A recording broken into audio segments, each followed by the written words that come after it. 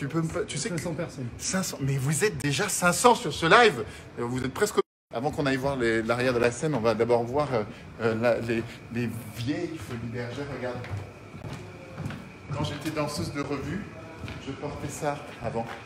Tu vois, tu mets ça sur les épaules comme ça, et puis tu danses téton à l'air, et tu es une boule de Noël. Voilà. Là, normalement, c'est les gens qui sont très riches qui sont derrière cette vitre. Là, c'est pas le cas, c'est mon directeur technique Vincent qui est là. Il est là, voilà. Là, il y a des gars. Là, c'est Jean-Luc, dit le poulpe. Voilà. Là, c'est Michael, dit le BG. Voilà. Là, bon, Romain. Voilà, là, tu vois, c'est toute une partie de l'équipe. Il y a le producteur, Emmanuel Tallieu, le bras droit de Thierry Suc, mon producteur. Il y a Vincent, mon directeur technique. Il y a Myriam, la comptable. Tu vois, là, il n'y a que du pognon. Là, c'est l'équipe. Alors, là, voilà, c'est JC. C'est l'ingénieur lumière. Et quand je dis ingénieur, c'est un génie ingénieur. Je n'ai jamais su vraiment ce que faisait Jean-Luc dans la troupe. En fait, je sais qu'il est là et que tout le monde l'aime bien. Mais mis à part ça, je ne sais pas vraiment. Voilà, je ne sais pas vraiment ce qu'il fait. Comme vous pouvez le remarquer à la tenue de tout le monde, il fait très chaud dans les loges. Là, on va rentrer sur la scène. Oh, j'aurais pas dû faire ça, je vais tout faire tomber. Il y a un scooter dans ce spectacle. Voilà, vous en saurez plus si vous venez. Ah, regardez, il y a quelques tenues de scène. Là, j'ai mis mes vrais muscles que j'ai accrochés parce qu'ils sèchent, parce que j'ai fait beaucoup de sport aujourd'hui. Donc, mes vrais muscles sont là. Il y a des tenues. Il y a ma tenue de méditation. Que, pareil, vous saurez ce que j'en fais si vous venez voir le spectacle. Là, qu'est-ce qu'on a par ici? Alors, viens, on va aller de l'autre côté voir les garçons. Ah oui, ça, c'est génial. Là, c'est la herse de la mort, les copains. Je vais me mettre là-dessous, je vais être attaché, je dois m'évader avant que ça ne transperce ça. Et transperce tout ce qui se trouvera encore sur la table. Viens avec moi. Tu me suis, hein, Benoît, c'est Benoît qui tient la caméra. Benoît, c'est mon community manager, tu vois, le terme, il se la pète. Community manager. Là, c'est la machine à laver. Ça va servir. Ça, c'est aussi un truc avec des chaînes, des trucs. Il y a toute une partie de l'équipe qui est, comme vous pouvez le voir, en pleine concentration. Il y a une ambiance de folie. Jean-Luc qui est toujours là, où que j'aille, il est là. Polo, son surnom, le lèche-cul. Morgane, c'est le roi de la vidéo, c'est notre réalisateur. Je suis obligé d'être extrêmement gentil avec lui parce que si je dis un faux mot, un truc, il va me niquer le spectacle. Là, on a Mortimer qui était, il y a 2 jours, qui était dans un état de blondeur infinie et qui vient de se raser les cheveux et je suis d'une grande tristesse. Et on a enfin le tout dernier, le petit Tommy, qu'on appelle Lèvre de Feu. Voilà, aussi dans la troupe. Ou aussi l'escaladeur. Et ceci n'a rien, évidemment, il n'y a pas de sous-entendu aucun là-dessus. Hein, c'est comme ça, c'est ton surnom, tu l'as mérité. Et comme vous pouvez le voir, ils sont en plein entraînement. Voilà, qu'est-ce que tu es en train de faire? Les accessoires de magie. Les accessoires de magie, les fléchettes. Tu lances donc une là, fléchette? tiens, viens, je te montre, regarde. Et là, c'est l'antre de Morgane. Tiens, voilà. Hein, le niveau technique de l'équipe, quoi. Donc là, tu vois, il y a... Les écrans ne sont pas tous allumés, mais il y a toutes les caméras de retransmission pour les écrans géants. Il y a toutes les vidéos à envoyer pendant le spectacle. Peut-être que Morgane, tu peux en parler un petit peu mieux que moi.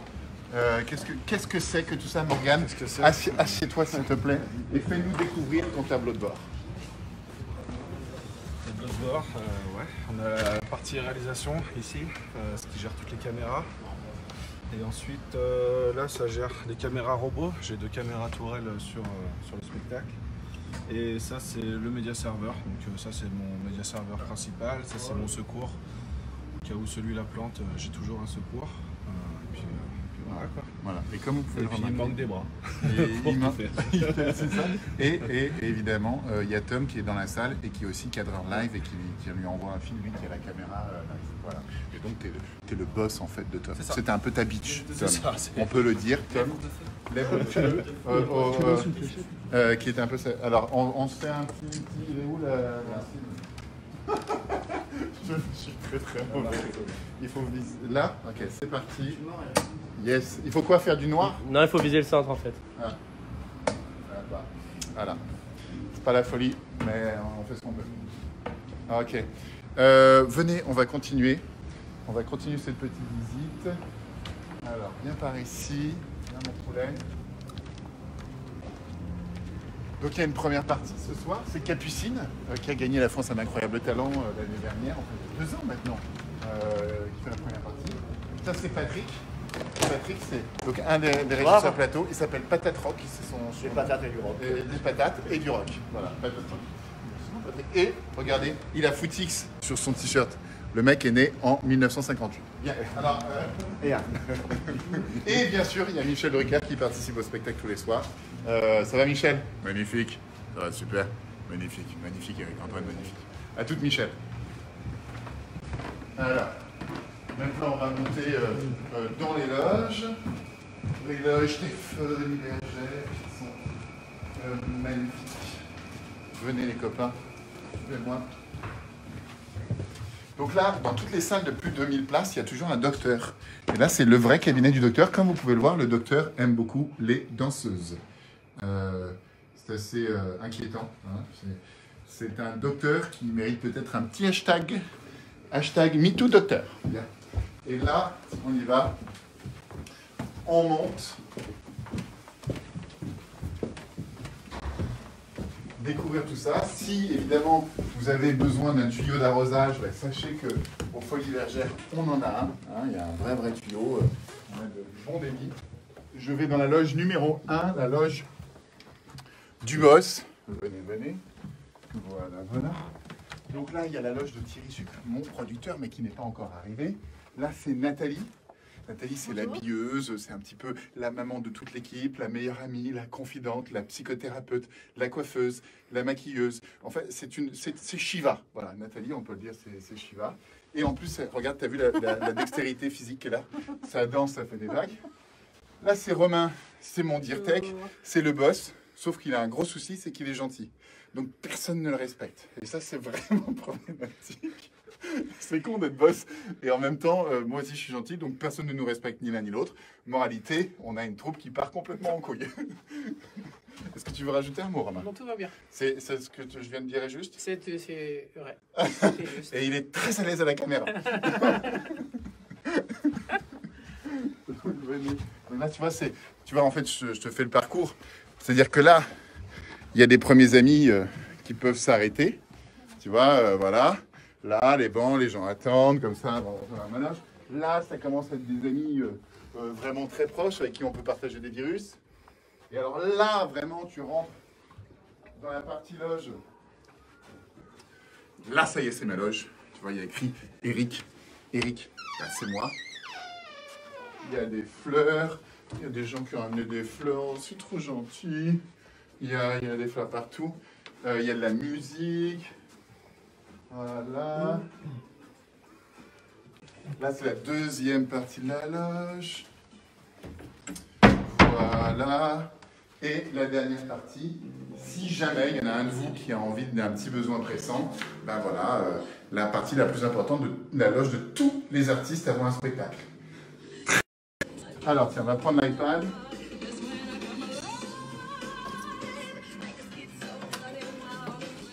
Il y a quelqu'un qui m'appelle en numéro masqué.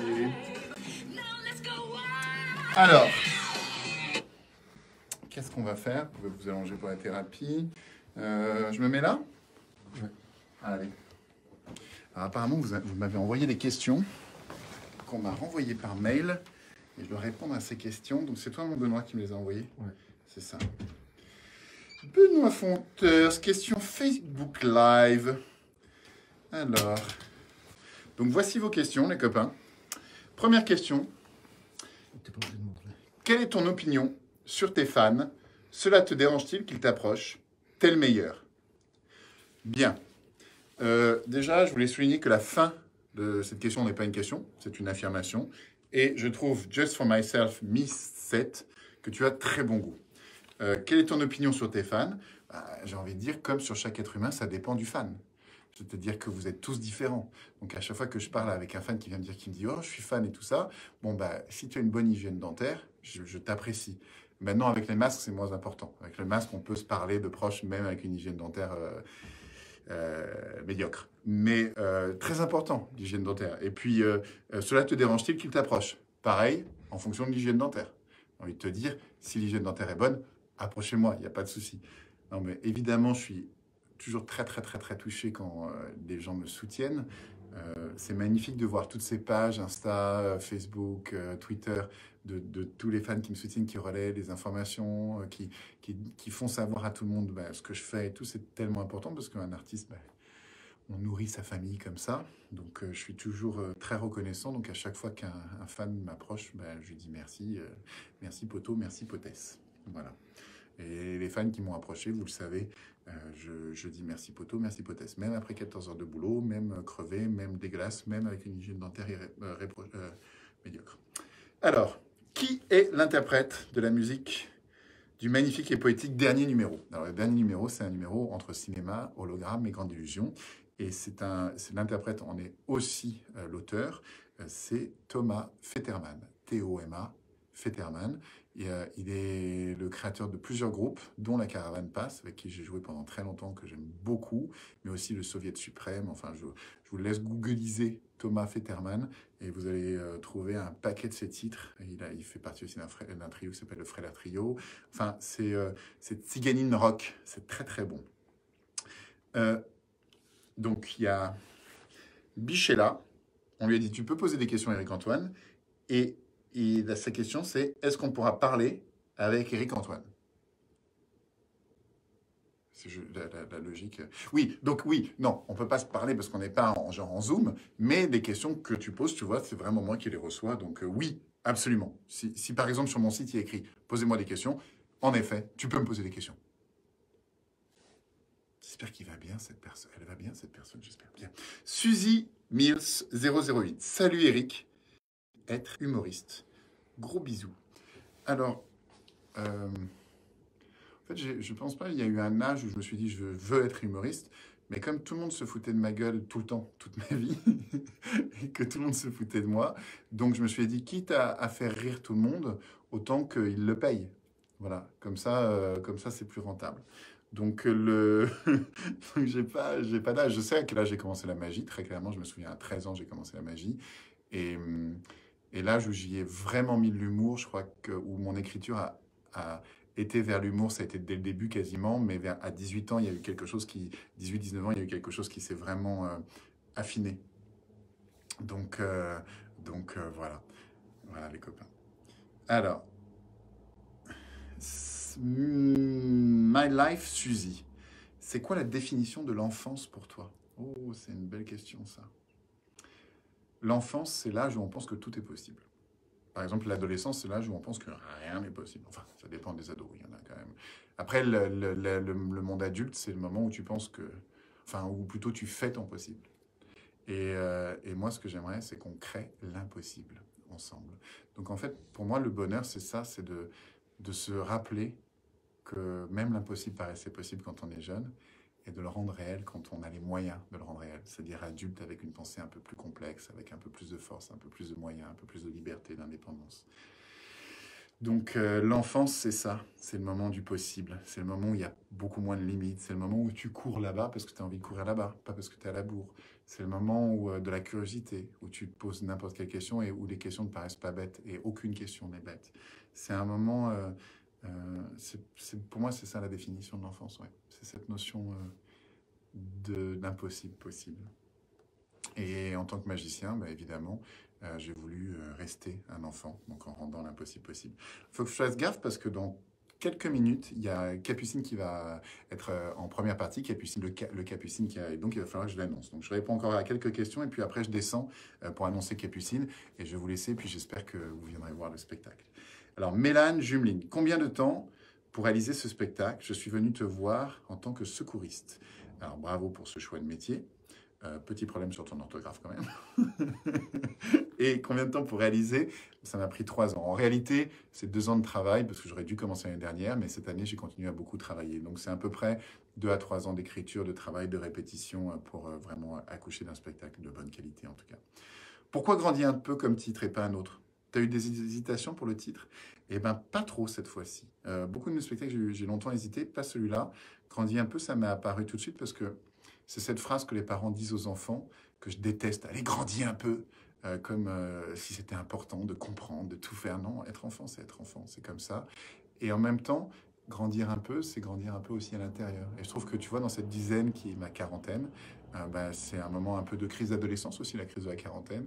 Et je suis en train de grandir et d'évoluer. Donc je trouve qu'il y a ce double sens, cette phrase que je n'aime pas et que je trouve quand même jolie. Et je trouve le un peu assez doux et poétique. Et allez, une dernière question. Comment l'idée d'écrire un spectacle sur le thème de l'enfance vous est venue?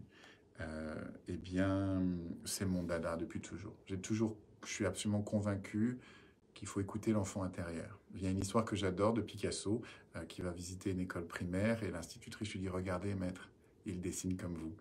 Et Picasso leur répond « Mais est-ce qu'ils dessineront encore comme moi à 60 ans ?» Et je trouve que cette histoire, elle est exactement l'artiste que je veux devenir. C'est-à-dire toujours être d'entendre, toujours à l'intérieur, l'enfant que j'ai été, ses rêves, ce qu'il a pensé, et de tenter de réaliser les rêves de l'enfant que j'ai été. Et c'est ce que je fais sur scène avec vous. Et ce que je fais maintenant avec vous. Allez, on va descendre, on va voir Capucine, on va voir où elle en est, et on va l'annoncer pour sa première partie. C'est parti, venez, suivez-moi les copains.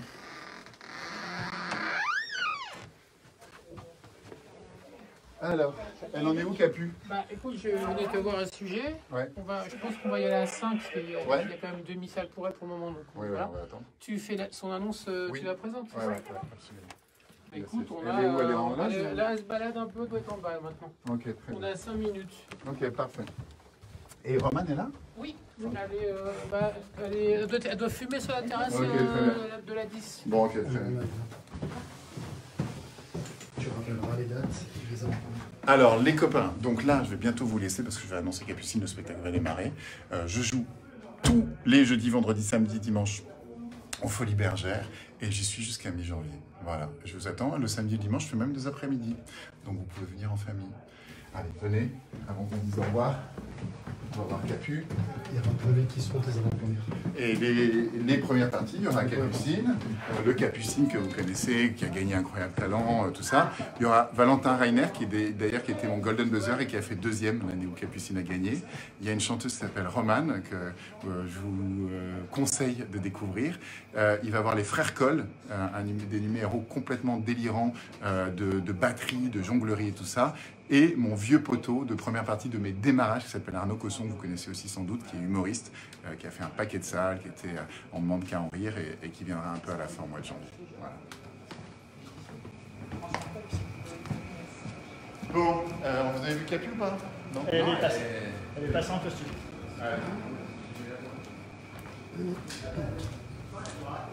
Tu peux la faire venir ici après? Ouais. Capu, vous avez vu Capu ou pas? C'est bon pour Romain?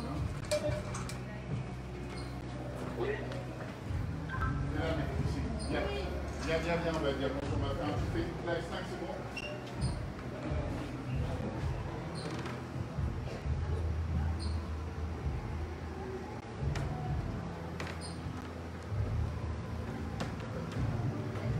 Ok. C'est où? Je veux pas avoir la surprise. Alors, est-ce que quelqu'un a le micro pour Capu ou pas? Il est là-bas, je dis plus. Alors, viens, on va équiper Capucine, viens, on va passer de côté. Et attends, tiens, dis bonjour, on est en live. Bonjour, en live, c'est moderne. On a 3 minutes de rentrée en scène, le stress Ouais. est maximal. Allez. Arrête de filmer mon cul, quoi. Eric, c'est censé être la classe, normalement. C'est peut-être mes fesses que tu filmes en fait. C'est pas les fesses de qui tu filmes. Quelqu'un a un micro pour Capucine ou pas? Ah, super. Tu t'équipes ou on s'équipe? Pardon. Il n'y a plus de service. Voilà où on en est. Voilà, on est rendu. Producteur, régisseur. Bonjour, je suis ingénieur du son. On a besoin d'un intermittent pour l'écran. Vas-y, si tu veux bien l'équiper, s'il te plaît. J'ai une encoche. T'as une encoche dedans? Ça Elle est part où? en Ah oui, steak. en effet, je l'ai. Le producteur qui déshabille l'artiste 3 minutes avant de monter en scène. Hashtag MeToo. Hashtag charge mentale. Balance ton... Balance ton prod. Balance ton... Tu bien le micro d'Eric? Ouais. Est-ce que j'ai allumé mon micro? Je sais plus. Ça module ou pas? D'accord, donc il est pas allumé, je pense, ton micro. Alors attends, je vais allumer le micro. Attends, je vais le faire. Attends. Je te nique pas l'oreille. Voilà. Attends. Ah, ça rapproche, on faire les premières parties. Voilà. Merci. C'est bon. C'est parfait. Alors attends. Hop. Alors Rémi, on va retester le micro 1, 2, 1, 2, 1, 2, 1, 2, ça module. Donc on reçoit le micro d'Eric. Est-ce qu'on teste Capu aussi, s'il te plaît? Alors, C'est allumé ça ou On pas? reçoit, ils me tripotent tous de part Ouais, et c'est d'autre. bon. C'est très glauque. Bon, on reçoit attends. Capu également? Tout est normal, hein, ça fait partie du métier. C'est comme un Super. médecin, vous savez, ils envoient tout le temps des épaules de jeunes artistes. Tiens, Merci. ça, je vais cacher les fils derrière. Bien. Attends, elle est pas bien ta bretelle. JC, Voilà. Ouais, à la salopette. De toute façon, au départ, Eric parle en off. Ah, la salopette. Ah la salopette. Merci Bon, beaucoup. avec plaisir. Allez, c'est parti. Donne tout ce que t'as. On donne tout ce qu'on a. Tu rentres par où? Par le. Je fais sac dans le rideau. Dans le rideau au milieu. Vous voulez qu'on avance un peu derrière le rideau? Oui, on va se mettre derrière le rideau. Alors, attention à ce que tu filmes là, parce qu'il y a des trucages de magie, il faut pas que tu...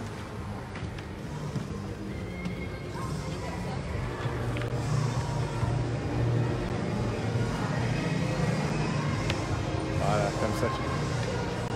Les amis, on est à quelques secondes. Ta ta ta. C'est la finale d'un Bon vrai match, ma ballon. poulette. Ouais, bah, Bon match. merci. On est content d'être là. hein. Rémi pour Romain, tu peux baisser la musique s'il te plaît? Tassine, tassinitine. Attends. Ok. Tu peux ouvrir le micro d'Eric s'il te plaît? Mesdames, mesdemoiselles, messieurs, les enfants, bonsoir. On va le refaire dans une ambiance de fête, une ambiance estivale, une ambiance non pandémique. C'est parti, mesdames, mesdemoiselles, messieurs, les enfants, bonsoir. Merci pour votre spontanéité. Bien, dans la grande tradition du music hall, et ça c'est magnifique, dans cette salle mythique qui a accueilli vraiment les artistes que j'adore. Vous le savez, au Panthéon, il y a 2 jours, rentrait Joséphine Baker qui a fait les grandes heures de cette salle. Et il y a toujours une tradition, c'est la tradition de la première pinte. Et j'adore ça, j'en ai fait beaucoup. Et maintenant, je suis ravi de pouvoir les offrir aux artistes que j'aime. Et ce soir, vous avez la chance d'accueillir une grande gagnante d'incroyable talent. Elle est en tournée en ce moment, elle sera au Palais des Glaces tout bientôt. S'il vous plaît, un tonnerre d'applaudissements pour le Capucine. Le Capucine, s'il vous plaît. Bonsoir les anniversaires, est-ce que vous êtes chauds ce soir? Est-ce que ça va? Tellement contente d'être ici ce soir parce que pour nous c'est un honneur de faire les premières parties d'Eric. C'est un artiste qu'on a vu